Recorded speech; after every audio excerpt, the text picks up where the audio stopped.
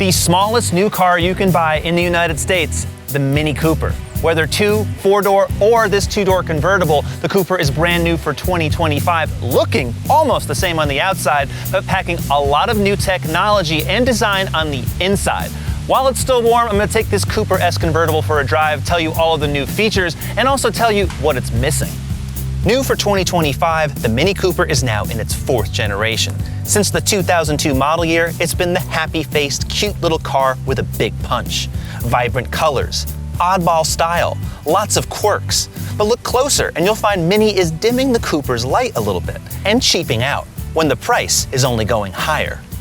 Up front, you'll notice the headlights now have designs that you can change. There's 3 different layouts on those LEDs. That also extends to the rear taillights, which have that Union Jack flag effect. Now on the convertible, it's keeping the previous gen convertible's lights, whereas on the 2-door hardtop and the 4-door hardtop, you're getting that triangular look. So you can tell this is a convertible specifically by those lights. The wheels are the smallest you can get, well, some of the smallest you can get on any new car. 17-inch tires here, 18s on the JCW. There's slightly new effects too. You're getting some bronze coloring, kind of bronzish silver around the grille. New textures, there's a radar sensor in the front because there's more ADAS systems on board than there ever were before. But Mini really is keeping it nice and petite. There's no other car like this, and there's definitely no other car that looks like this as a convertible. A neat feature about the Cooper convertible is that it's actually a sunroof. You can leave it in this position, or you can press the button again, and the rails will extend.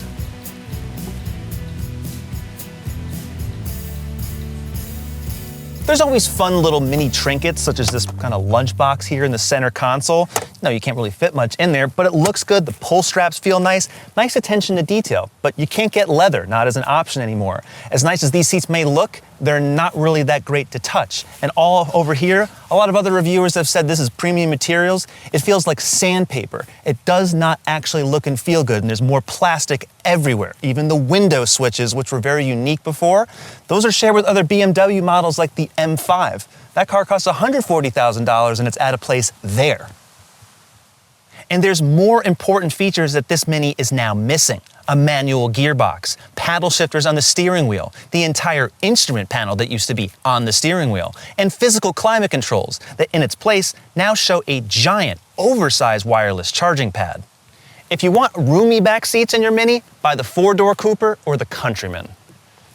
The trunk opens like a pickup tailgate, and there's only 5 cubic feet of space here, but with the top up, and you can raise it and prop it up like a little mini tent.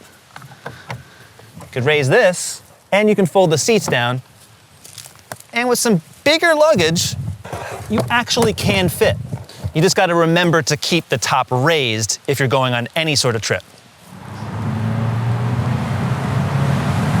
When I think of new cars that are like classic cars, Mini Coopers are at the top of that list.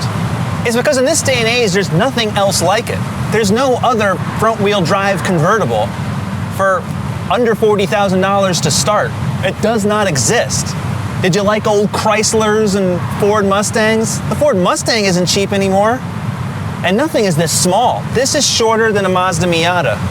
And it's smaller inside than a Miata, despite having a back seat. So the experience, with the top down, looking at this funky oval screen here, there's no other car like a Mini, for better and for worse.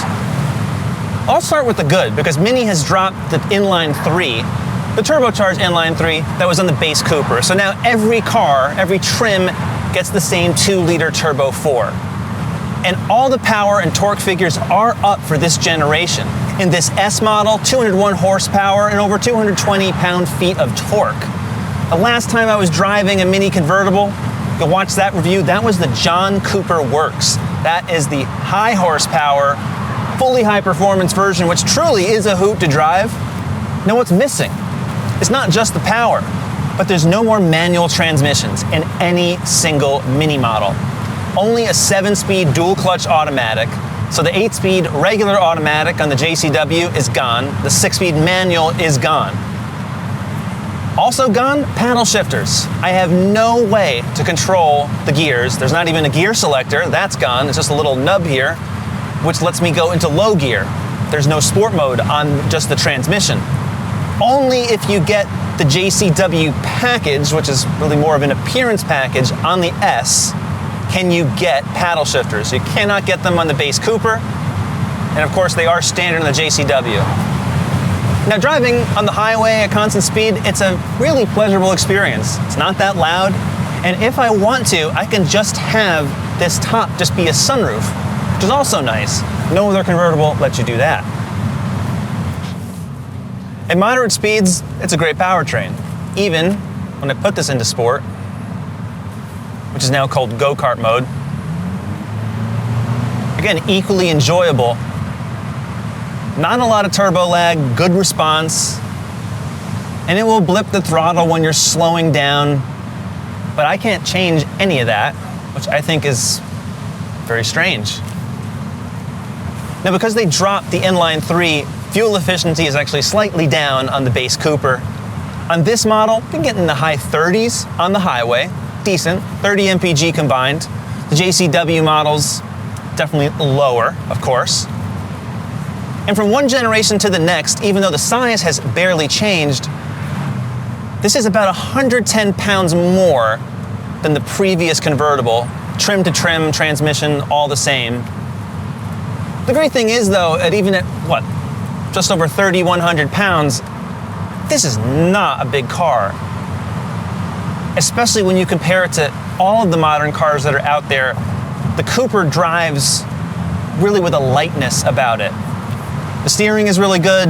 The steering wheel is really overly thick, but the communication is good. The suspension, appropriately firm all the time. Adaptive dampers are optional on the S. You don't really need them. Again, these are small wheels and tires. Everything about the Mini is small.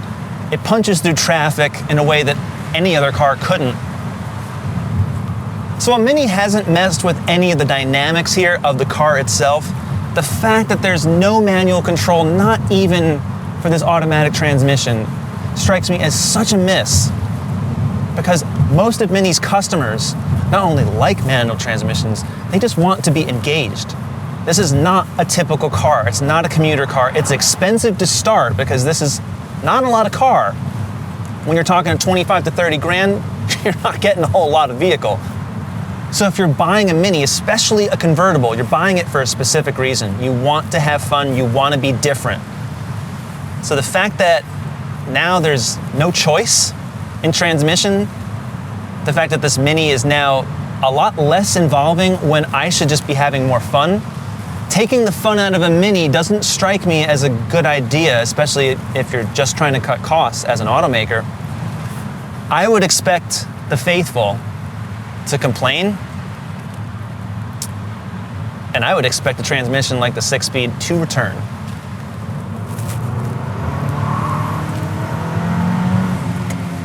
Very much still a fun car. Agile, light. Doesn't matter that it's front-wheel drive and not rear or all-wheel drive. Keeps things simple. Brake feels good. Dynamically, I like the Mini. I just need more control here and definitely here. In typical Mini fashion, there's still a giant circle, only now this is the industry's first circular touchscreen, 9.4 inches. It's really clear. Now, all this stuff is really good. I like that. You can go into here for maps, which actually makes a lot of sense on a circle.